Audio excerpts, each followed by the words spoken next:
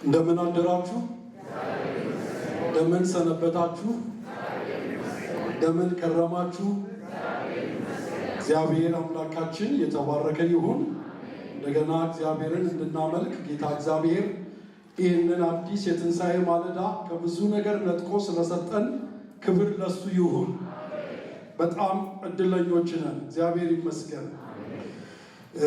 ዛሬ በሀገራችን ታላቅ ሩጫ የሚባል ነገር አለና ሰው ሊሮጥ ሄድ ይሆን እንዴ ብዬ አስቤ ነበር እና እናንተ ግን ወደ እግዚአብሔር ነው የሮጣችሁት። ክብር ለእግዚአብሔር ይሁን። እግዚአብሔርን እናመሰግናለን። መዘምራንን ያስመለኩንን እግዚአብሔር ይባርካቸው። እንግዲህ እንደምታውቁት አምልኮ የእድሜ ልክ ስራችን ነው። ደግሞ አምልኮ በሰማይ ይቀጥላል። ስለዚህ በሰማይ ለሚቀጥለው አምልኮ የሚጠቅመንን የሚረባንን ደግሞ የጌታን ቃል አብረን እንማማራለን። ለጥቂት ደቂቃዎች መጽሐፍ ቅዱስ የያዝን የማቴዎስ ወንጌል ምዕራፍ 25ን እናወጣና ከቁጥር 31 እስከ 46 ያሉትን አንድ 15 ቁጥሮች በጌታ ስም አነባለሁኝ። እንደው ፍቃዳችሁ ቢሆን ቆመን በዚህ ጠዋት የጌታን ቃል ብንሰማ ደስ ይለኛል። ዛሬ በቤተ ክርስቲያን በኢትዮጵያ ቃለ ሕይወትም በእነዚህ እሁዶች አንዱ እሁድ ዛሬ ይመስለኛል የፍቅርና የርኅራኄ ቀን ተብሎ ነው የሚታሰበው። የምን ቀን ነው ያልኳችሁ? የፍቅርና የርኅራኄ ቀን እና ፍቅርና ርኅራኄ የሚያስፈልጋቸውን ሰዎች የምናስብበት ቀን ነው እና እግዚአብሔር ይህንን ቀን ሰጥቶናል። ክብር ለሱ ይሁን። ከቁጥር 31 ጀምሬ አነበዋለሁ። እንደዚህ ይላል። የሰው ልጅ በክብሩ በሚመጣበት ጊዜ ከእርሱ ጋር ቅዱሳን መላእክት ሁሉ በዚያ በክብሩ ዙፋን ይቀመጣሉ። ከቁጥር 31 ጀምሬ ነው ያነበብኩት። የሰው ልጅ በክብሩ በሚመጣበት ጊዜ ከእርሱ ጋር ቅዱሳን መላእክት ሁሉ በዚያ ጊዜ በክብሩ ዙፋን ይቀመጣሉ። ቁጥር 32 አሕዛብም ሁሉ በፊቱ ይሰበሰባሉ። እረኛም በጎቹን ከፍየሎቹ እንደሚለይ እርስ በእርሳቸው ይለያቸዋል። በጎቹንም በቀኝ ፍየሎቹንም በግራ ያቆማቸዋል። ንጉሡም በቀኙ ያሉትን እንዲህ ይላቸዋል፣ እናንተ የአባቴ ብሩካን ኑ፣ ዓለም ከተፈጠረበት ጊዜ ጀምሮ የተዘጋጀላችሁን መንግሥት ውረሱ። ከዛ ምክንያቱን ይናገራል። ቁጥር 35 እንዲህ ይላል፣ ተርቤ አብልታችሁኛልና፣ ተጠምቼ አጠጥታችሁኛልና፣ እንግዳ ሆኜ ተቀብላችሁኛልና፣ ታርዤ አልብሳችሁኛልና፣ ታምሜ ጠይቃችሁኛልና፣ ታስሬም ወደ እኔ መጥታችኋልና። ጻድቃንም መልሰው ይሉታል፣ ጌታ ሆይ ተርበህ አይተን መቼ አበላንህስ? ወይስ ተጠምተህ አይተን መቼ አጠጣንህ? እንግዳ ሆነ አይተን መቼ ተቀበልንህ? ወይስ ታርዘህ አይተን መቼ አለበስንህ? ወይስ ታመህ ወይስ ታስረህ አይተን መቼ ወደ አንተ መጣን? ቁጥር 45 ያን ጊዜ እውነት እላችኋለሁ ከሁሉ ከሚያንሱ ከእነዚህም ለአንዱ ስላላደረጋችሁት ለእኔ ደግሞ አላደረጋችሁም ብሎ ይመልስላቸዋል። ቁጥር 46 እንደዚህ ይላል፣ እነዚያም ወደ ዘላለም ቅጣት፣ ጻድቃን ግን ወደ ዘላለም ምን ሕይወት ይሄዳሉ ይላል። ክብር ለእግዚአብሔር ይሁን። እንግዲህ አሁን ያነበብነውን ይህንን ክፍል ሁላችንም እናውቀዋለን ተስፋ አደርጋለሁኝ። እግዚአብሔር ግን በዚህ ጠዋት በዚህ ሐሳብ ይናገረናል። ክብር ለሱ ይሁን። የእግዚአብሔር ቃል አያረጅም። የእግዚአብሔር ቃል ሕያው ነው። ስለዚህ በዚህ መንፈስ ሆነን የአምላኬ ቃል አያረጅም ብለን 3 ጊዜ እንዘምራለን። ይሄ መልእክት ከብዙ ዓመታት በፊት ለመጀመሪያዎቹ ተጽፏል። ዛሬም ይሄ መልእክት ሕያው መልእክት ነው። ዛሬም የሚሰራ መልእክት ነው። ክብር ለእግዚአብሔር ይሁን። መቼም መጽሐፍ ቅዱስ ከፍ አድርጎ አልልም፣ የያዛችሁ ከፍ ብታደርጉ ደስ ይለኛል። ሞባይላችሁን አይደለም መጽሐፍ ቅዱስ የያዛችሁ ከፍ እንድታረጉ ጠይቃለሁ። ከዛ እንዘምራለን። የአምላኬ ቃል አያረጅም። ሃሌሉያ። የአምላኬ ቃል የኢየሱስ ቃል ዘላለም ይኖራል እያበራ የአምላኬ ቃል የአምላኬ ቃል አያረጅም። የኢየሱስ ቃል አያረጅም። ዘላለም ይኖራል እያበራ ከሚያምኑት ጋራ። ለመጨረሻ የአምላኬ ቃል አያረጅም። የኢየሱስ ቃል አያረጅም። ዘላለም ይኖራል እያበራ ከሚያምኑት ጋራ። ሃሌሉያ። ቃልህ ተገኝቷል፣ እኔም በልቼዋለሁ። የሰራዊት ጌታ እግዚአብሔር ሆይ በስምህ ተጠርቻለሁና ቃልህ ሐሴትና የልብ ደስታ ይሁነኝ እንዳለ ባሪያ ዛሬ በዚህ ጠዋት ጌታ ሆይ ቃልህ ተገኝቷል። ክብር ላንተ ይሁን። ቃልህ ተገኝቷል። ክብር ላንተ ይሁን። እግዚአብሔር በዚህ ጠዋት እግዚአብሔር የላክልንን ይህንን ቅዱስ ቃል ለመብላት ለመመገብ ለነፍሳችን ምግብ ለማድረግ እግዚአብሔር በፊትህ አለን። ጌታ መንፈስ ቅዱስ በዚህ ሰዓት የቃልን ብርሃን እንድታበራልን የቃልን ደጆች እንድትከፍትልን እግዚአብሔር በቃልህ እውነት ወደ እያንዳንዳችን ሕይወት እንድትመጣ በኢየሱስ ስም ጸለይኩኝ። ኦ ሃሌሉያ። እናመሰግንሃለን በእጃችን ላይ ስላለው ስለዚህ ክቡር ቃል ክብር ላንተ ይሁን። በዚህ ሰዓት ደግሞ ጸልያለሁ ጌታ ሆይ ከሚመጣው መለኮታዊ ድምፅ የተነሳ የሕዝብ ቀንበር ይሰበር፣ የሕዝብ እንቆቅልሽ ይፈታ።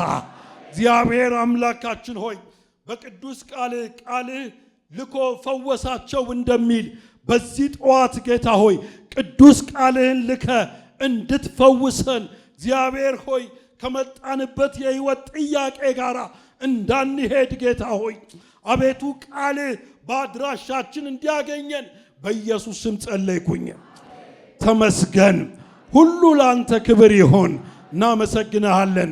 በዚህ ጠዋት በሚገባንና በማይገባን መንገድ በጠላት የተዘረጋ የትኛውም ወጥመድ በስም ስልጣን የፈረሰ ይሁን። የጨለማ ጉልበት ይመታ። የክፉ ምክር የፈረሰ ይሁን። እግዚአብሔር አምላካችን ሆይ በትዕዩአችን ሰማያት ይከፈቱ። ኦ ሃሌሉያ። እናመሰግናለን በኢየሱስ ክርስቶስ ድንቅ ስም አሜን፣ አሜን። ተባረክ።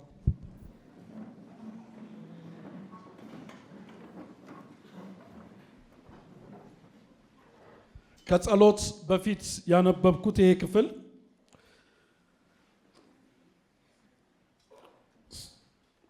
ምዕራፉን እንዳለ ስንመለከት ወደ 46 ቁጥሮች ነው ያሉት እና ምዕራፉ እንዳለ የሚናገረው ስለ መጨረሻው ዘመን ነው። በተለይ ምዕራፍ 25 ከቁጥር 1 እስከ 13 ቀኒቱንና ሰዓቲቷን አታውቁምና እንግዲህ ንቁ የሚል ለነዛ ለአስርቱ ቆነጃጅት የተነገረውን መልእክት ይነግረናል። ቀኑንና ሰዓቲቱን ምን አታረጉም አታውቁምና ንቁ የሚል መልእክት ለነሱ ይነገራል። እንደገና ምዕራፍ 25 ከቁጥር 14 እስከ 30 ደግሞ ወደ ጌታ ደስታ ለመግባት በተሰጠን መክሊት በታማኝነት ማገልገል እንዳለብን ይናገራል ያ ቁጥር። ዛሬ በዚህ ጠዋት አብረን የምናየው ክፍል ደግሞ ስለ መጨረሻው ፍርድ ይናገራል። ስለ መጨረሻው ፍርድ። ከዛሬ 3 ቀን በፊት በታክሲ ወደ ቤት ሲሄድ ያው እንደምታውቁት ሚኒባስ ላይ በጣም ብዙ ጽሁፎች ይለጠፋሉ እና ከፖለቲካ ጋር የተያያዘ ከማህበራዊ ግንኙነት ጋር የተያያዘ ጽሁፎች፣ አንዳንድ ፈን የሆኑ ደግሞ ጽሁፎች ይጻፋሉ በታክሲ ውስጥ እና እኔ ገጠመኝ ገርሞኛል እና ምን ይላል መጨረሻችን ምን ይሆን የሚል በትልቁ ተጽፏል። መጨረሻችን ምን ይሆን የሚል ጽሁፍ ተጽፏል እና እስክወርድ ድረስ ይሄ አባባል በጣም ልቤንና አእምሮዬን ያዘው። እኔ ጋር ብቻ አይደለም፣ በዛ በታክሲ ውስጥ ያሉ ሰዎች ሁሉ ገርሟቸው ያስባሉ፣ መጨረሻችን ምን ይሆን? መቼም ስለ መጨረሻችን ማናችንም አናውቅም። እግዚአብሔር ግን እድሉን እንደሰጠው አገልጋይ በዚህ ጠዋት ልባርካችሁ ፈልጋለሁ። እግዚአብሔር መጨረሻችንን ያሳምርልን። መጨረሻችንን እግዚአብሔር ያሳምርልን። አሁን ባነበብኩት በዚህ ክፍል ውስጥ በጣም የሚገርመው ነገር ከነዚህ ከቁጥር 31 እስከ 46 ባሉት 16 ቁጥሮች ውስጥ በመጨረሻው ዘመን ንጉሱ ስለሚያደርጋቸው ነገሮች የሚናገሩ ሐሳቦች ናቸው። ሲጀምር እንደዚህ ነው የሚለው። ቁጥር 31 ላንብበው። መጽሐፍ ቅዱስ ስለያዛችሁ ትከታተሉኛላችሁ። የሰው ልጅም በክብሩ በሚመጣበት ጊዜ ከእነርሱ ጋር ቅዱሳን መላእክት ሁሉ በዚያን ቀን በክብሩ ዙፋን ምን ያደርጋሉ ይላል? ይቀመጣሉ ይላል። የሰው ልጅ በምን ይመጣል? በክብሩ በሚመጣበት ጊዜ። የሁላችሁ በዚህ ጠዋት አንድ ነገር ላረጋግጥላችሁ ፈልጋለሁ። የሰው ልጅ በክብር ይመጣል። ክብር ለእግዚአብሔር ይሁን። የፍጥረት ሁሉ ናፍቆት የሆነው ጌታችን ኢየሱስ ክርስቶስ በክብር ይመጣል። ከዛ በኋላ ለምንድን ነው የሚመጣው ብለን ስንጠይቅ ይሄ ምዕራፍ ራሱ ይነግረናል። ከመጣ በኋላ ስለሚያደርጋቸው ነገሮች በጣም ዝርዝር የሆኑ ነገሮች ይነግረናል። ከመጣ በኋላ ይላል ቁጥር 31 ላይ ከሱ ጋራ ብቻውን አይመጣም። ከማ ጋራ ነው የሚመጣው? ከቅዱሳን መላእክት ጋራ ይመጣል። ከብዙ ቅዱሳን መላእክት ጋራ ይመጣል። ከዛ በኋላ ቅዱሳን መላእክት ተቀምጠው እሱ ደግሞ እንደ ንጉሥ ስራውን ይጀምራል ማለት ነው። ስንቶቻችሁ ይሄንን ቀን ትናፍቃላችሁ? እስቲ እግዚአብሔር ይመስገን። ግን ጥሩ ነው መናፈቅ። እኔ 2 ነገር አሰብኩኝ። ይምጣ የምንጠብቀው ተስፋ ስለሆነ ጠዋትና ማታ ማራናታ እያልን የምንናፍቀው ተስፋችን ስለሆነ ምንናፍቀው ነገር ነው። ነገር ግን እነግራችኋለሁ ያ ቀን ለኛ ምን እንደሚሆን ወገኖቼ በደንብ በጥንቃቄ ማየት አለብን። አሁን ይመጣል። ከዛ በኋላ የሚያደርጋቸውን 4 ነገሮች ይናገራል። ተመልከቱ። መላእክቶች ይቀመጣሉ፣ ስፍራቸውን ይይዛሉ። ከዛ በኋላ ንጉሱ የሚያደርገውን 4 ነገሮች ይናገራል። እነዚህ 4 ነገሮች ከተደረጉ በኋላ ስለሚሆኑ ጥቂት 2 ነገሮች ተናግሬ ጨርሳለሁ። ምንድነው ንጉሱ ከመጣ በኋላ? እስቲ በሐሳብ አይናችሁ ተመልከቱ። የሰው ልጅ በመጨረሻው ዘመን በክብር ምን ያደርጋል ነው የሚለው? ይመጣል። ከቅዱሳን መላእክት ጋር ነው የሚመጣው። መላእክቶች ስፍራቸውን ይይዛሉ። ከዛ በኋላ ንጉሱ ይነሳና ስራውን ይጀምራል። ዛሬ ላይ ሆነን ጌታችን ኢየሱስ ክርስቶስ በክብር ሲመጣ ስለሚሆኑ ነገሮች ነው የምናየው። እግዚአብሔር ይመስገን፣ እድለኞች ነን። ዛሬ ላይ ሆነን ኢየሱስ በክብር ሲመጣ ከሚያደርጋቸው ትልልቅ በረከቶች እንዳንጎድል እግዚአብሔር በዚህ ጠዋት ሊመክረን ሰብስቦናል። ስለዚህ ምንድነው የሚያደርገው ንጉሱ? እስቲ ለመስማት የምትፈልጉ ሰዎች ምንድነው ንጉሱ መጥቶ የሚያደርገው ነገር? የመጀመሪያው ነገር የመለየት ስራ ይሰራል። ምንድነው ያልኩት? የመለየት ስራ ይሰራል።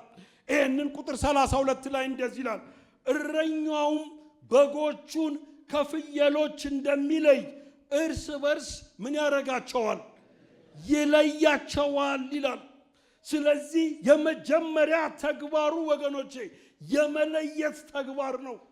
እረኛ በጎቹን ከፍየሎች እንደሚለይ የሁላችሁ ኢየሱስ ሲመጣ ፍየሉም በጉም ተግበስብሶ እግዚአብሔር ወዳዘጋጀለት መንግስት አይገባም።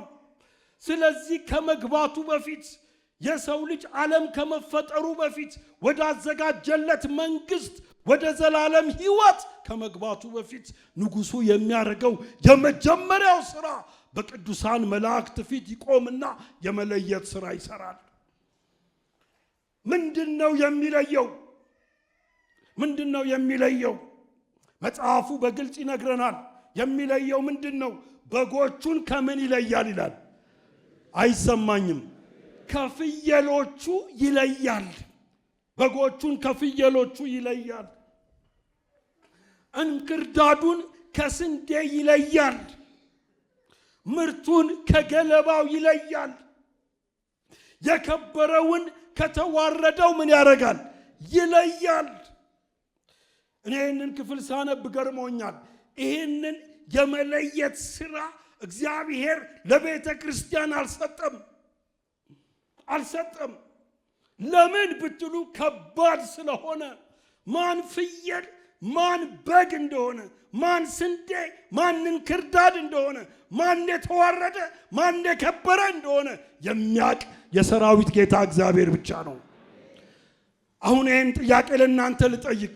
እስቲ በግ ነኝ የምትሉ እሺ ፍየል ነኝ የምትሉ ማንም አላወጣም። በግም ነው ስል ጥቂት ሰው ነው ያወጣው። ይኸውላችሁ ይሄ ለቤተ ክርስቲያን የተሰጠ ሥራ አይደለም። እኔ በፊታችሁ የቆምኩ ሰው በቀኑ መጨረሻ የሰራዊት ጌታ እግዚአብሔር በዙፋኑ ቁጭ ብሎ ከቅዱሳን መላእክት ጋር ከሚለያቸው ሰዎች አንዱ ዕጣ ላይ ነው ማርፈው። ማንም ስለማንም መናገር አይችልም። ይኸውላችሁ ጌታ ኢየሱስ በማቴዎስ ወንጌል ላይ እንደዚህ አለ። ይገርመኛል። ማቴዎስ ወንጌል ምዕራፍ 13 ቁጥር 30 ተመልከቱ። እንደዚህ ብሎ ተናገረ። እሱን ላንብብ።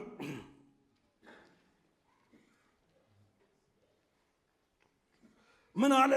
ተዋቸው እስከ መከር ጊዜ ድረስ አብረው ምን ያድርጉ አለ? ይደጉ። እስከ ምን ድረስ? ተዋቸው እስከ መከር ጊዜ ድረስ አብረው ይደጉ። እረኞች በጎችን ከፍየሎች እንደሚለይ ይለያቸዋል ያን ጊዜ። አሁን ግን ተዋቸው እስከ መከር ጊዜ ድረስ አብረው ይደጉ አለ።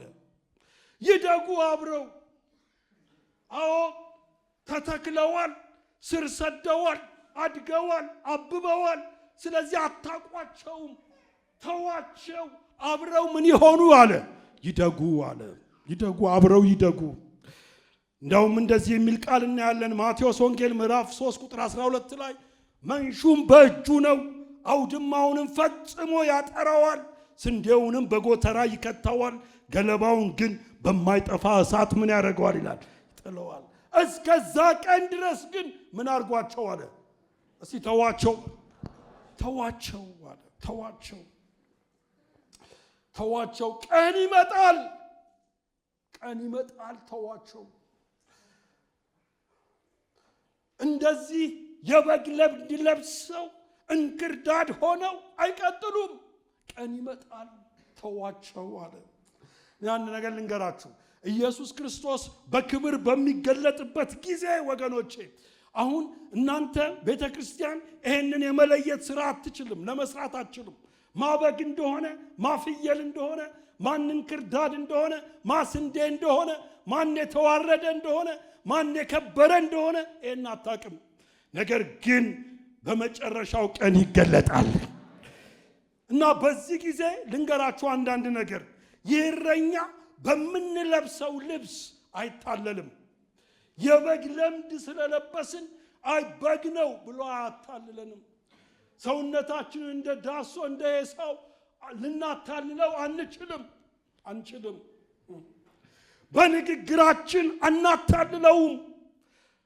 ተመልከቱ፣ ይህን ክፍል ስናጠና በጎችም ፍየሎችም አንድ አይነት ቋንቋ ነው የሚጠቀሙት። ፍየሎችም እንደዚህ ይላሉ፣ ጌታ ሆይ አንተ መቼ ተርበህ አንተ መቼ ተጠምተህ ይላሉ። በጎችም እንደዛ ነው የሚሉት። ጌታ ሆይ ብለው ይጠራሉ። ጌታ ሆይ ብለው ይዘምራሉ። ጌታ ሆይ ብለው ይሰብካሉ። ጌታ ሆይ ብለው ሜዳዊ ስርዓት ይፈጽማሉ። አሁን የሚለይበት ጊዜ አይደለም። ነገር ግን እነግራችኋለሁ የሰው ልጅ በክብሩ በሚመጣበት ጊዜ ይለያል። ጌታ ሆይ ብለን አንሸውደውም፣ ዘምረን አንሸውደውም። ሜዳዊ ስርዓት ስለፈጸምን አንተ አማኝ ነህ አይባልም። ኢየሱስ በክብር ሲመጣ ይሄንን የመለየት ስራ ይሰራል። ስለዚህ እንንቃ። አሁን እግዚአብሔር እድል ሰጥቶናል።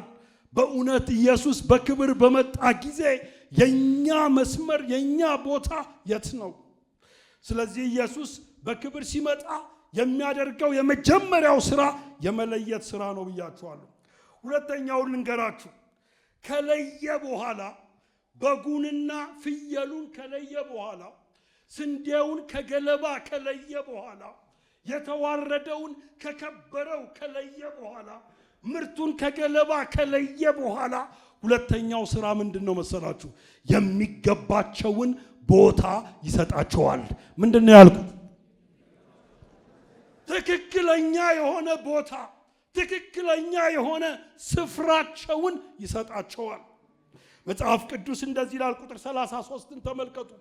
በጎቹን ቤት በኩል በቀኝ ፍየሎችንም ቤት ያቆማቸዋል ይላል። በግራ ያቆማቸዋል ይላል። አሁንም ልጠይቃችሁ እስቲ በየትኛው በኩል ነው መቆም የምትፈልጉት? ግድ የለም ጮክ በሉ። ይሄ የሁላችንም መሻት ነው፣ የኔም መሻት ነው። ግን ስለፈለግን አይሆንም። የሁላችሁ ስለተመኘን አይሆንም። እዚህ ቦታ ላይ ለመቆም ምን ማድረግ እንዳለብን እንመለከታለን። ግን ንጉሱ በመላእክቶች ፊት የሚያደርገው ሁለተኛው ነገር ከለየ በኋላ ለሁለቱም የሚገባቸውን ቦታ ይሰጣል። በጎቹን በቀኝ በአብ ቀኝ ያስቀምጣቸዋል። ፍየሎቹን ደግሞ ቤት በግራ ያደርጋቸዋል። ይሄ ሁለተኛው ተግባሩ ነው። ሶስተኛው ምንድነው የሚያደርገው? ሶስተኛው ደግሞ የስም ማውጣት ስርዓት ያካሄዳል። ምንድነው ያልኩት? የሁላችሁ እስካሁን ድረስ ከለየ በኋላ ግራ ያሉትን ምን ብሏቸዋል? እስካሁን በመጽሐፉ እንዳየነው ፍየል ብሏቸዋል።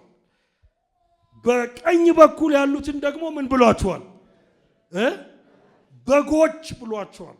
አሁን ደግሞ የስም ማውጣት ስርዓት ይካሄዳል። ይሄ ስም በመጨረሻ ምናልባትም እስከ ዘላለም ድረስ ወደ እግዚአብሔር መንግስት ስንገባ የሚከተለን ሁሉ ስም ነው። ምን አይነት ስም ነው ያወጣላቸው? ተመልከቱ። እንደዚህ ይላል። ይህ ስም ንጉሱ በቀኑ መጨረሻ ስራችንን፣ ተግባራችንን፣ ማንነታችንን መዝኖ የሚሰጠን ወይም የሚያወጣልን ስም ነው። በጉን በግ ብሎ አይጠራውም። ፍየሉንም ፍየል ተብሎ አይጠራም። አሁን ምን ብሎ ነው የሚጠራው? ተመልከቱ። ቁጥር 37ን ተመልከቱ። እንደዚህ ይላችኋል፣ እናንተ የአባቴ ምን አይሰማኝም። ይህንን ስም የሚሰጣቸው በየት በኩል ላሉት ነው? አይሰማኝም። በቀኝ በኩል ላሉት ነው የሚሰጣቸው። ዋው! እናንተ የአባቴ ብሩካን። እውነት አሁንም እግዚአብሔር እድሉን እንደሰጠው አገልጋይ ባርካቸዋለሁ። እግዚአብሔር እንደዚህ ብሎ ይጥራን። ይሄ ስም ይገርመኛል። ለብዙም ይሆናል፣ ለነጠላም ይሆናል። እናንተ የአባቴ ብሩካን ተባረኩ። እናንተ የአባቴ ብሩካን አላቸው፣ በቀኙ ላሉት ማለት ነው። ከዚህ በኋላ በግ ብሎ አይጠራቸውም፣ የአባቴ ብሩካን ይላቸዋል። እንደገና የአባቴ ብሩካን ብቻ አይደለም። ቁጥር 37ንም ተመልከቱ። እንዲህ ይላል፣ ጻድቃን ብሎ ይጠራቸዋል። ጻድቃን ብሎ ይጠራቸዋል። ከዛ በኋላ ወደ ግራ ደግሞ ፊቱን ያዞርና እንደዚህ ይላል፣ እናንተ ምኖች ምነው ዝም አላችሁ? እናንተ ምኖች እርጉማን። ዋው እንዴት ከባድ ነው! ተመልከቱ። የመለየቱ ስራ ከተሰራ በኋላ የሚገባቸውን ስፍራ ከያዙ በኋላ የሚቀጥለው ነገር የመጨረሻ ጣፈንታቸውን የሚወሰነውን ስም መስጠት ነበር። በግራ በኩል ያሉትን እንዲህ አላቸው፣ እናንተ እርጉማን አላቸው። ይህንን በማለት ጥያቄ ጠይቀዋል። እነሱ እናየዋለን፣ ግን ስም አወጣላቸው። ዛሬ በየትኛው ተርታ እንዳለን አላቅም። እግዚአብሔር ግን ነገራችንን ያስተካክለዋል። ክብር ለእግዚአብሔር ይሁን። ከዛ አራተኛው የሆነው ነገር ምንድነው? ይፋዊ የሆነ ምስክርነት በቅዱሳን መላእክቱ ፊት መስጠት ነው።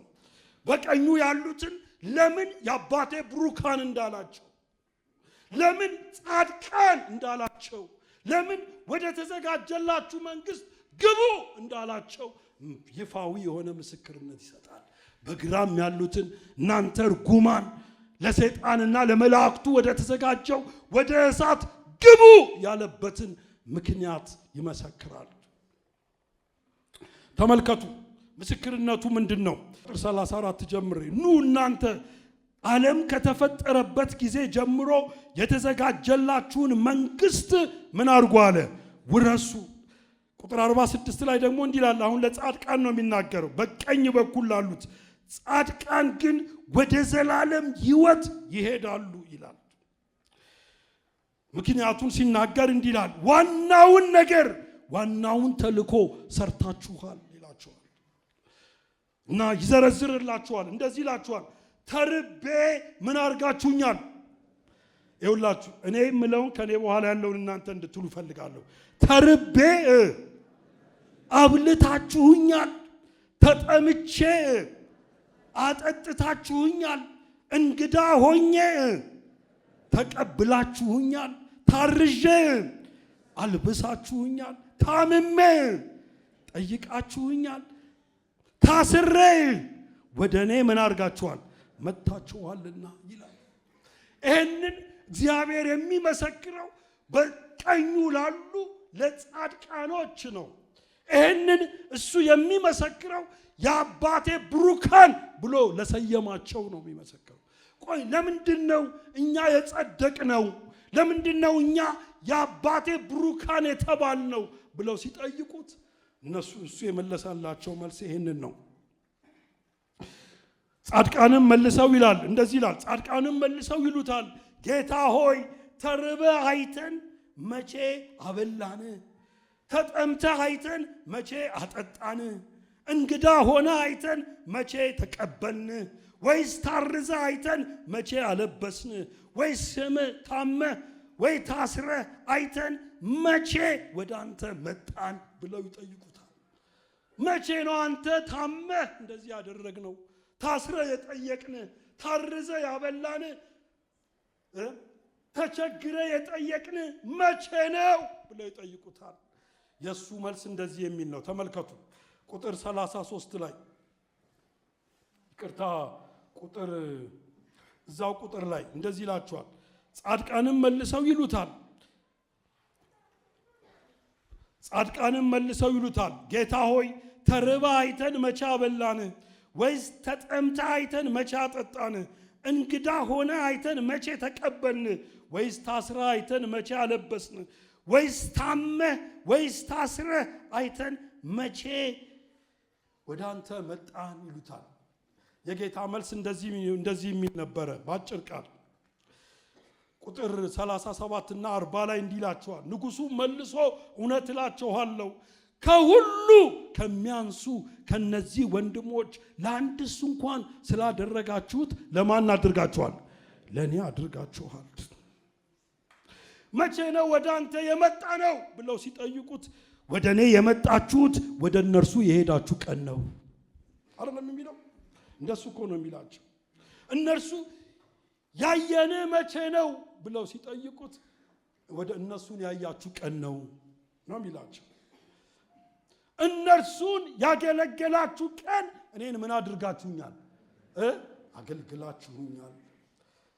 እውነት እላችኋለሁ ከሁሉ ከሚያንስ ከነዚህ ወንድሞች ለአንድስ እንኳን ስላደረጋችሁት ለኔ ምን አድርጋችኋል? አድርጋችኋል ይላችኋል። ስለዚህ ነግራችኋለሁ ትክክለኛ አገልግሎት ይሄ ነው። በቀኑ መጨረሻ በቅዱሳን መላእክት ፊት እግዚአብሔር ስለናንተ ስለኔ የሚመሰክረው ወገኖቼ ስለምናደርጋቸው ሃይማኖታዊ ስርዓቶች አይደሉም። እነዚህን ነገሮች እናድርግ፣ ጌታን እናምልክ፣ እንዘምር፣ የተለያየ አገልግሎት ውስጥ ገብተን እናገልግል፣ ችግር የለውም። ግን በቀኑ መጨረሻ በቅዱሳን መላእክት ፊት እግዚአብሔር የሚመሰክርልን ወገኖቼ በዙሪያችን ያሉትን ሰዎች አይተን ስንረዳ ነው። የተራቡትን ምን ስናረግ አይሰማኝም? ስናበላ ነው። የተጠሙትን ምን ስናረግ? ስናጠጣ ነው። እንግዶችን ምን ስናረግ? ስንቀበል ነው። የታረዙትን ስናለብስ ነው። የታመሙትን ስንጠይቅ ነው። ይገርመኛል። ለነዚህ የምናደርገው እያንዳንዱ ነገር ለማን እንደተደረገ ይቆጠራል። አይሰማኝም? የታመመን ስትጠይቁ ጌታን እንደጠየቃችሁት ነው መጽሐፉ የሚናገር። የታረዙትን ስታለብሱ ጌታን እንዳለበሳችሁ ነው መጽሐፉ የሚናገረው። የታመሙትን ስንጠይቅ ጌታን እንደጠየቅን ነው የሚናገረው። በዚህ አገልግሎት እግዚአብሔር ይባርከን፣ በእግዚአብሔር ይባርከን። አሁን አይኖቻችን ይከፈቱ ወገኖቼ። በጣም የሚገርመው ነገር ልክ እንደዚሁ ተመሳሳይ የሆነ ጥያቄ ለማን ያቀርባል? በቀኙ ላሉ ብቻ አይደለም፣ ለማንም ያቀርባል። በግራ ላሉትም ያቀርባል። ቅድም ነግራችኋለሁ። እነዚህ በግራ ያሉት ልክ በቀኝ እንዳሉት መንፈሳውያን ሰዎች ናቸው። ጌታ ሆይ ጌታ ሆይ የሚሉ የሚዘምሩ የሚያመልኩ ናቸው። ልክ ለነሱም እንደዚህ አይነት ጥያቄ ጠየቀ። ልክ በቀኝ እንደጠየቀው እሱን እናንብብ። ከቁጥር ስንት ጀምሬ ላንብብ?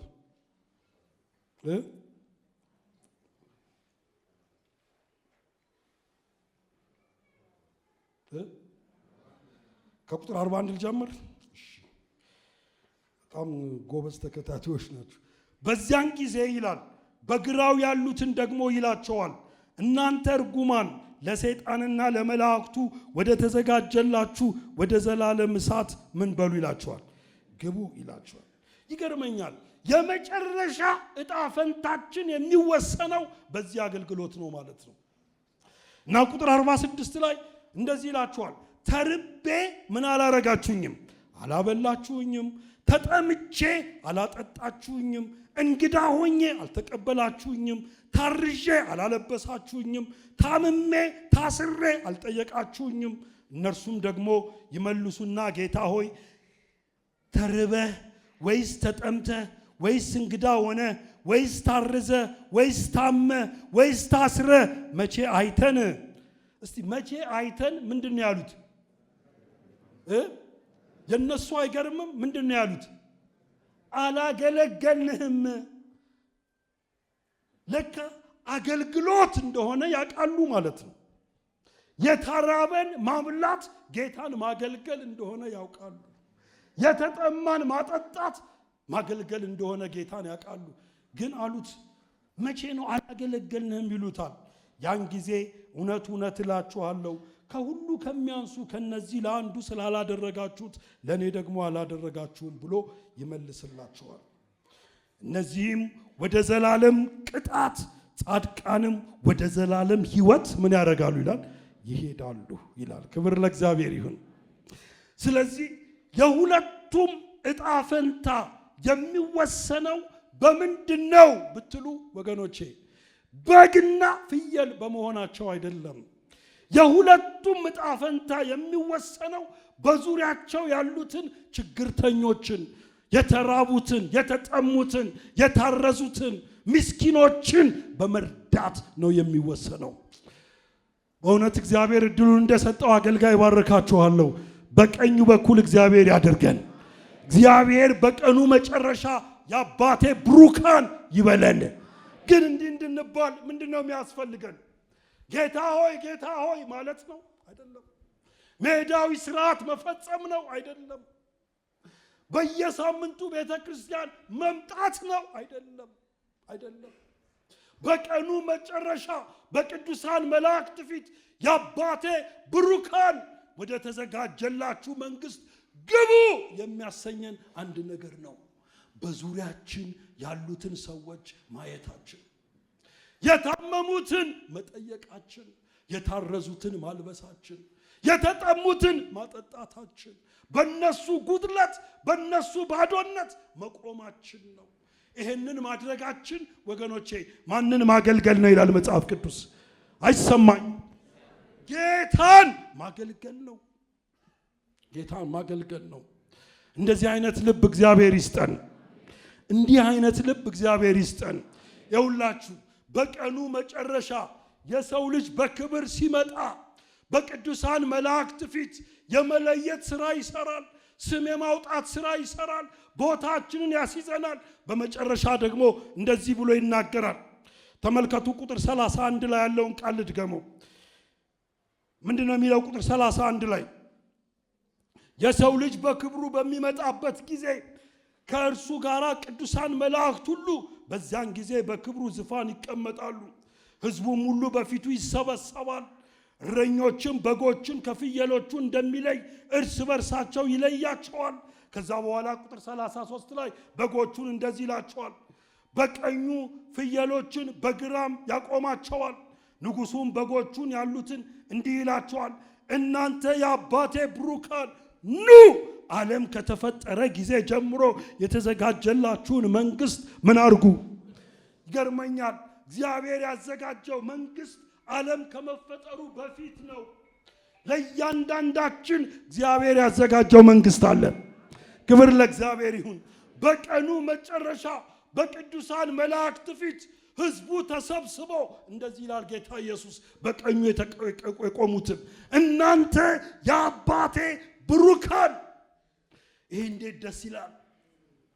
ይውላችሁ እናንተ እርጉማን ከመባል እግዚአብሔር ይጠብቀን። እናንተ የአባቴ ብሩካን። ምናልባት በምድር ላይ ስለ ክርስቶስ ብዙ ተሰቃይታችሁ ሊሆን ይችላል። ብዙ መከራ በልታችሁ ሊሆን ይችላል። በዙሪያችሁ ያሉትን ሰዎች ለመርዳት፣ ህመምተኛን ለመጠየቅ፣ የታረዘን ለማልበስ፣ የተጠማን ለማጠጣት ብዙ ተቆርሳችሁ ሊሆን ይችላል። ዛሬ ግን በዚህ ጠዋት ለእናንተ መልእክት አለኝ። በቀኑ መጨረሻ ቀናችሁን እግዚአብሔር ያሳምረዋል። እንዲህ ነው የሚላችሁ፣ እናንተ የአባቴ ብሩካን። በእውነት እግዚአብሔር እንደዚህ ይበለን። ከዚህ እውነት አንጉደል። እናንተ የአባቴ ብሩካን ስማቸው ነው። ከዛ በኋላ እናንተ ጻድቃን ይላቸዋል። በአንድ ላይ እነሱም እንደዚህ ብለው ይላሉ፣ እንዴ ይሄ እኮ ለእኛ የሚገባን ስም አይደለም። እኔ ብሩክ ልባል የአባቴ ብሩክ ልባል አይገባኝም። እኔ ጻድቅ ልባል አይገባኝም ይላሉ እነሱ። ግን ጌታ ኢየሱስ እንዲህ ይላቸዋል፣ ይሄንን ያስበላችሁ ስራችሁ ነው። ምክንያቱም በጣም ትናንሽ የሆኑ የእናንተን እጅ የሚፈልጉ የእናንተን ጥየቃ የሚፈልጉ ለነሱ እናንተ ተቆርሳችኋል። ለነሱ ያደረጋችሁት ነገር ለማን አድርጋችኋል ማለት ነው። ስለዚህ አሁን የምታርፉበት ጊዜ ነው። ግቡ ይላቸዋል። ወደ ዘላለም ሕይወት ግቡ ይላቸዋል። እግዚአብሔር መጨረሻችንን በዚህ ደምድምልን እና ወደ ግራ ደግሞ ዞሮ እንዲህ አላቸው፣ እናንተ እርጉማን ዓለም ከመፈጠሩ በፊት ወደ ተዘጋጀላችሁ ለመላእክቱ ወደ ተዘጋጀው ወደማይጠፋው እሳት ግቡ አላቸው። የሚገርም ነገር ልንገራችሁ። ግቡ ሲባሉ ያለምንም ይግባኝ እሺ ብለው ነው የሚገቡት። ምክንያቱም ነገራቸው። ምንድነው ምክንያቱ ሲላቸው፣ ተርቤ አላበላችሁኝም፣ ተጠምቼ አላጠጣችሁኝም፣ ታርዣ አላለበሳችሁኝም፣ ታስሬ አልጠየቃችሁኝም ይላቸዋል። እንዴ መቼ ነው የተራብከው? መቼ ነው የተጠማኸው? መቼ ነው እንደዚህ የሆንከው ሲሉት፣ እንደዚህ ከሆኑት ሰዎች መካከል አንዱ ለአንዱ ያደረጋችሁት ለማን አድርጋችኋል ማለት ነው? ለኔ አድርጋችኋል ማለት ነው። ዛሬ ወገኖች ከዚህ በኋላ መንፈሳዊ ህይወታችንን እናስተካክል። በቀኑ መጨረሻ የአባቴ ብሩካን ለመባል፣ በቀኑ መጨረሻ እናንተ ጻድቃን ለመባል፣ በቀኑ መጨረሻ ግቡ ለመባል የምንፈልግ ከሆነ ምን እናድርግ? አንድ ሶስት ነገር ተናግሬ ልጨርስ። እነዚህን ሶስቱ ነገሮች ወገኖች በእውነት ስጦታ ቢኖረኝ በልባችሁ ጽላት ላይ ብጽፈው ብተክለው ደስ ይለኝ ነበር። ምክንያቱም የመጨረሻ ዕጣ ፈንታችንን የሚያሳምር ጉዳይ ስለሆነ ምንድነው ማድረግ ያለብን? አንድ ሶስት ነገር ተናግሬ ልጨርስ። የመጀመሪያው በዙሪያችን እንግዲህ ዓላማችን ጌታን ማስደሰት ወይም ማገልገል ከሆነ ደግሞ የመጨረሻ ዕጣ ፈንታችንን መንግስተ ሰማያት በመግባት መዝጋት የምንፈልግ ከሆነ ሶስት መሰረታዊ ነገሮችን እናድርግ። አንደኛው በዙሪያችን ያሉትን ሰዎች እንይ። ምንድነው?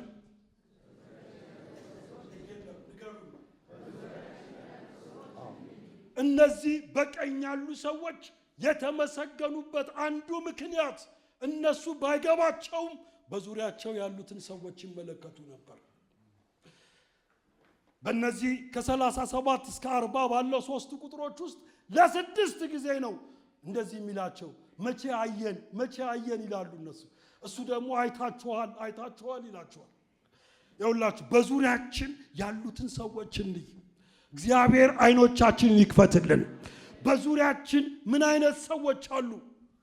የተራቡ ሰዎች አሉ ወገኖች፣ የተጠሙ ሰዎች አሉ፣ የታረዙ ሰዎች አሉ፣ የታመሙ ሰዎች አሉ፣ በብዙ የህይወት ጥያቄ ውስጥ ያሉ ሰዎች አሉ። እግዚአብሔር አይኖቻችንን ይክፈትልን። እግዚአብሔር አይኖቻችንን ይክፈትልን። ዛሬ ከማየት እንጀምር ወገኖች። የሁላችሁ ልንገራችሁ። አሁን በጌጃ ቃለ ሕይወት ቤተክርስቲያን ብዙዎቻችን የማናስተውለው ሁለት ትልልቅ የአገልግሎት ክፍሎች አሉ። አንዱ የፍቅርና የርህራሄ አገልግሎት የሚባል አለ። የኛን ፍቅር የኛን ርህራሄ የሚፈልጉ እናቶች አሉ። በቁጥር ጥቂት አይደሉም፣ ግን ጥቂቶችን ቤተክርስቲያን ተቆርሳ ትረዳቸዋለች። ወደ 10 ምናምን የሚያሉ ባልጋ ላይ ተኝተው በዚህ ሰዓት መምጣት እየፈለጉ መምጣት ያልቻሉ እናቶች አሉ። ይኸውላችሁ ብትፈልጉ ይዣችሁ ልሄድ እችላለሁ። የምትረዷቸው ከሆነ የምትጠይቋቸው ከሆነ የምትጸልዩላቸው ከሆነ ያ ብቻ አይደለም። ከጤና ጋር በተያያዘ ቤተክርስቲያን የምትረዳቸው ብዙ ሰዎች አሉ። እንደዚሁ ጥቂት ብር እየቆረሰች የምትሰጣቸው። ዛሬ ግን እነሱን ለማየት እነሱን ለመጎብኘት እግዚአብሔር አይኖቻችንን ይክፈትልን። ይኸውላችሁ ወደ ታመመ ሰው የሆነ ሙዝ ይዘን 1 ኪሎ ሙዝ ይዘን ወይም ደግሞ ለመጸለይ ካለን ጥቂት ነገር ይዘን ስንሄድ ወገኖቼ ልንገራችሁ፣ ስንሄድ ወደ ማን ነው እየሄድን ያለ ነው? እስቲ ወደ ጌታ ነው እየሄድክ ያለኸው። የታመመን ለመጠየቅ ስትሄድ አንተ ወደዛ ሰው የሄድክ ይመስልሃል፣ ግን እየሄድክ ያለኸው ወደ ጌታ ነው። እሱ ነው አገልግሎት። የታረዘን ለማልበስ ካለን ልብስ አካፍለን ስንሰጥ ወገኖቼ ወደ ማን ነው እየሄድን ያለ ነው? አረ ንገሩኝ፣ ግድ የለም ጌታ ነው እየሄድን ያለ ነው። ስለዚህ የመጀመሪያው ነገር በዙሪያችን ያሉትን ሰዎች እንይ። በዙሪያችን ብዙ አሉ። ሩቅ አንሂድ፣ ግድ የላችሁ። እንደ ሀገር ካሰብን አንችለውም። ግን እዚህ ቅርብ ያሉትን በዙሪያችን ያሉትን ሰዎች እንይ። ሁለተኛው ስለ እነርሱ ደግሞ እንጸልይ፣ እናስብ። እግዚአብሔር ሆይ አስባቸው እንበል። እግዚአብሔር ለመጸለይ እድል በሰጠን ቁጥር ሁሉ በእግዚአብሔር ፊት እናቅርባቸው። ሶስተኛው ልንገርና ልጨርስ። ሶስተኛው ፍቅራችንንና እምነታችንን በተግባር እንግለጽ። ፍቅራችንን እምነታችንን በተግባር እንግለጽ። ጌታ ኢየሱስ እንዲህ አለ፣ ለሁለቱም በግራም በቀኝም ላሉ ሰዎች እንዲህ አላቸው፣ ከሁሉ ከሚያንሱ ከነዚህ ወንድሞች ለአንድስ እንኳን ያደረጋችሁት ለኔ እንዳደረጋችሁት ቁጠሩ አላቸው። ለኔ አደረጋችሁት ይላቸዋል ይላል። ለኔ ነው ያደረጋችሁት። ስለዚህ ማድረግ አለብን። እውነተኛ ፍቅር በማድረግ ነው የሚገለጠው። እውነተኛ ማየት በማድረግ ነው የሚገለጠው። እግዚአብሔር በዚህ ይርዳን። እግዚአብሔር ይርዳን።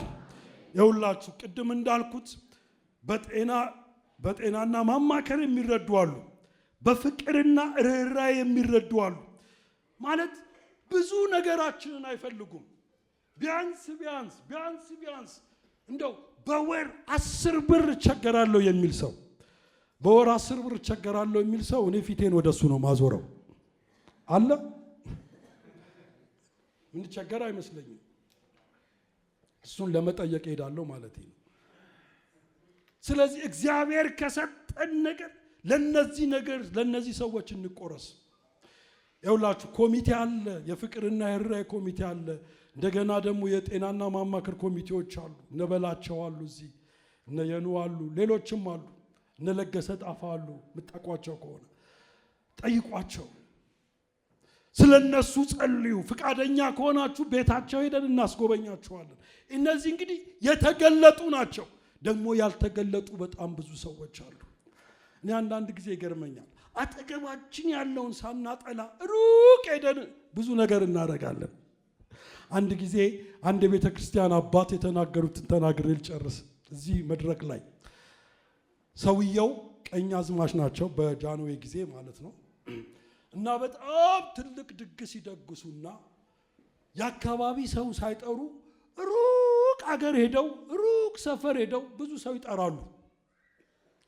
እና በአካባቢያቸው በጎረቤታቸው ያለው ሰው እሳቸው ትልቅ ድግስ እንደደገሱ አያውቁም። እና መንገድ ሲሄዱ ብዙ ሰዎች ከሩቅ ወደ እነሱ ሰፈር ሲመጡ ያያሉ። እና ግራ ይገባቸውና ወዴት ነው የምትሄዱት ብለው ይጠይቃሉ።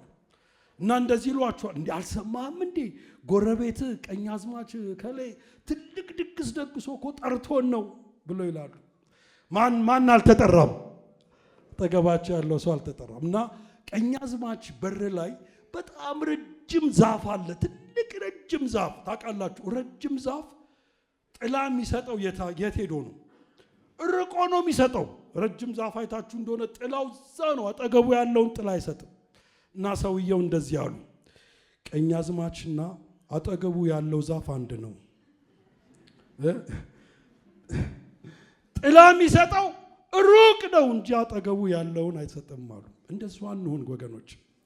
አጠገባችን ብዙ የታረዙ አሉ። በአጠገባችን አይናችን ቢከፈት ብዙ የኛን እርዳታ የሚፈልጉ ሰዎች አሉ። ከነሱ እንጀምር፣ ደግሞ እንጸልይላቸው፣ ደግሞ እጃችን ይከፈት። የሰማነውን ቅዱስ ቃል እግዚአብሔር ይባርክልን። ጸሎት እናድርግ።